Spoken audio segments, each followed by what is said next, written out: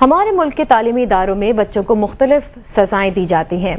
Corporal punishment پر ہماری حکومت نے بھی بین لگایا ہوا ہے، مگر اس کے برعکس اب بھی کئی تعلیمی ادارے ایسے موجود ہیں ہمارے ملک میں جہاں بچوں کو معمولی بات پر سخت سے سخت سزا دی جاتی ہے.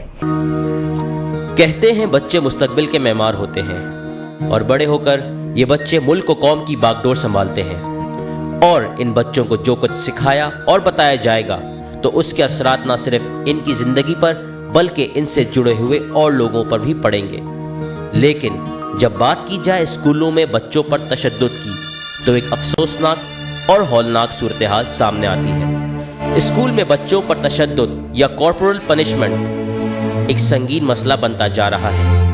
کبھی کبھار تو چھوٹی سی بات پر ٹیچرز بچوں کو نہایت سخت سزا دے دیتے ہیں، اور یہ تشدد اس قدر شدت اختیار کر چکا ہے کہ پچھلے دنوں لاہور میں ایک مستقبل کا معمار اپنی معصوم سی زندگی کھو بیٹھا.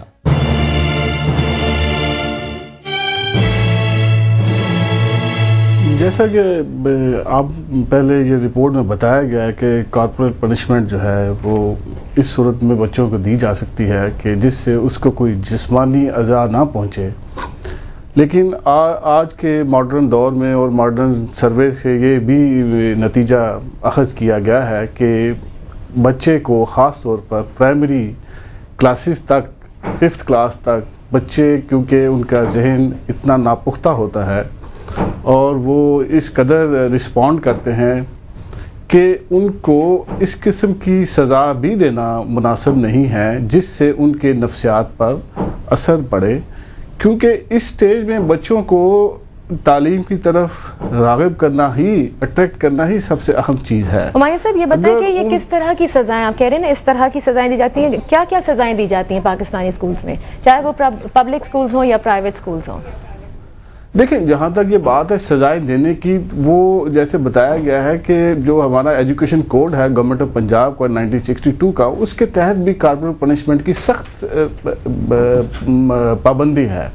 لیکن جیسے سننے میں آتا ہے، دیکھنے میں آیا ہے کہ بچے خاص طور پر اسکولوں میں جو ہمارے سرکاری اسکول تھے آج سے کچھ عرصہ پہلے، وہاں پر ٹیچر جو تھے وہ اسٹوڈنٹس کو سزا اس طرح دیتے تھے کہ کچھ احباب جو تھے جس سے ان کو نفسیاتی اثر تو پڑتا ہی تھا، لیکن اس کے ساتھ ساتھ ان کو فزیکل انجری کا بھی احتمال ہوتے تھے.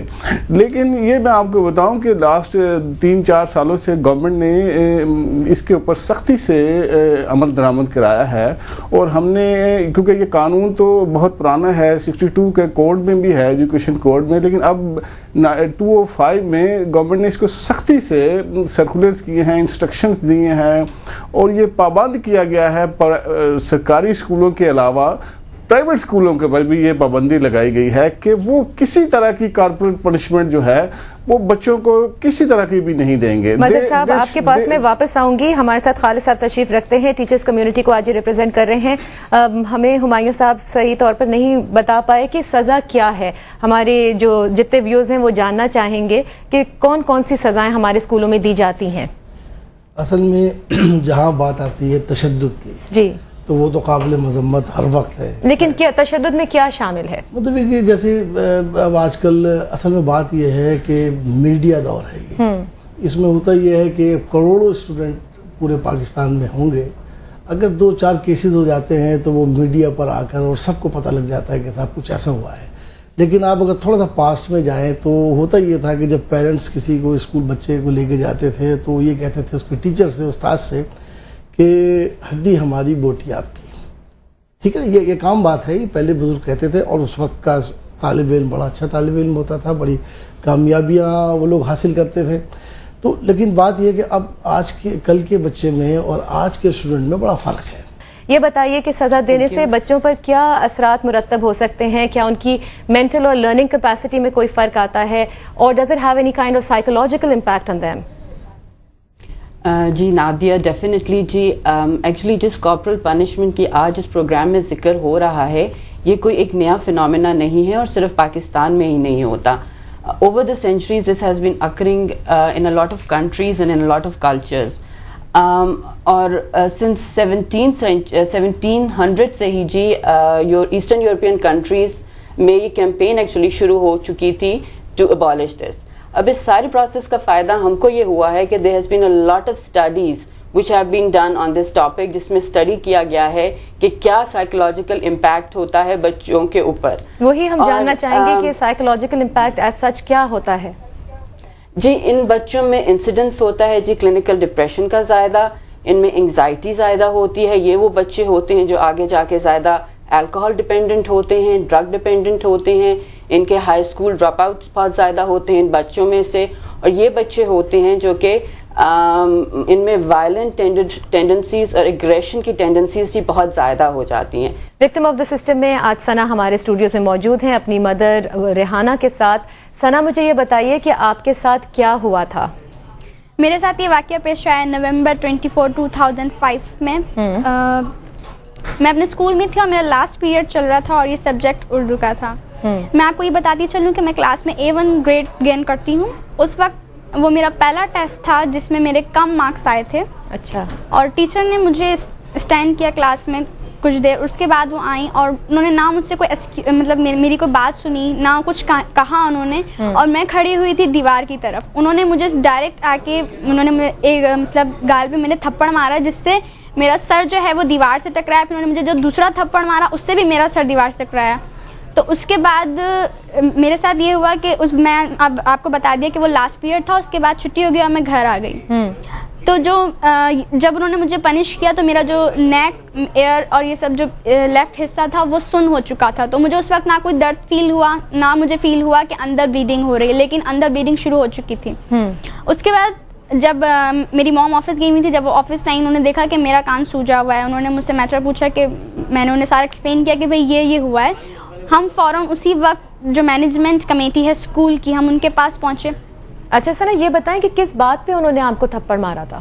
بات یہ تھی کہ میں نے آپ کو بتایا کہ میں نے ٹیسٹ دیا تھا اور اس ٹیسٹ میں میرے مارکس کم آئے تھے. اچھا ریحانہ, جب آپ کی بچی کے ساتھ یہ واقعہ پیش آیا تو آپ نے کیا سٹیپس لیے؟ کیا آپ نے صرف کمپلین کی, کہیں FIR کٹوائی, یا میڈیکل رپورٹس نے کیا کہا, یہ بتائیے ہمیں. ہم تو کوآپریٹ کرنے والے تھے, ہم نے کہا چلو رہنے دیں, لیکن اب وہ اتنی باتیں سنا رہی تو پھر ہم نے یہ کیا کہ ہم فوراً تھانے گئے. اچھا. اور تھانے میں جا کے ہم نے رپورٹ کرائی.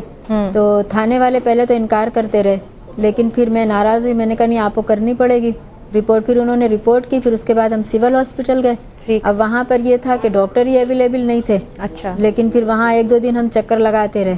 اس کے بعد اب اس سے ریلیٹڈ ٹیچر کے ساتھ کیا ہوا؟ ٹیچر کے ساتھ ہاں وہ ایسا ہوا کہ پھر ٹیچر کا تو انہوں نے ساتھ دیا میڈم نے.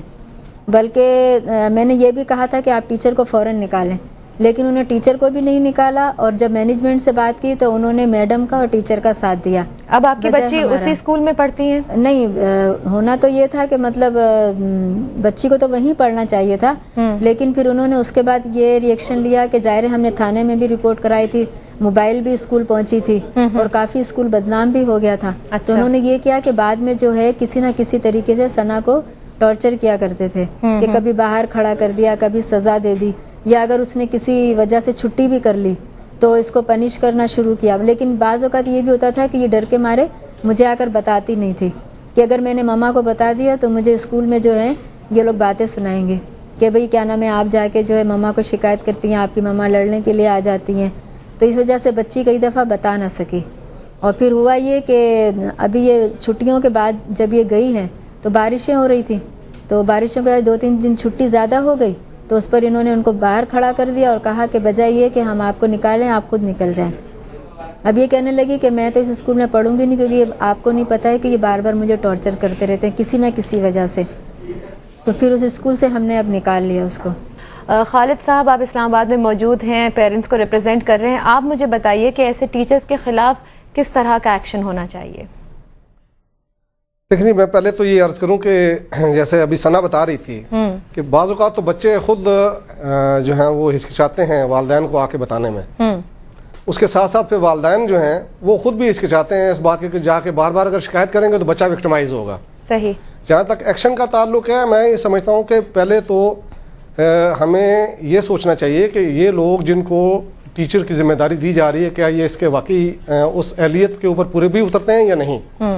کیونکہ سزا کو جو ہے وہ ایک شارٹ کٹ کے طور پہ یہ لوگ استعمال کرتے ہیں. جو ان کی وسیع تر ذمہ داری ہے اس کو جلدی جلدی پورا کرنے کے لیے سمجھتے ہیں کہ سزا کے ذریعے بچے کو دبا کے جو ہے وہ ہم اپنا مقصد حاصل کر سکتے ہیں. صحیح. تو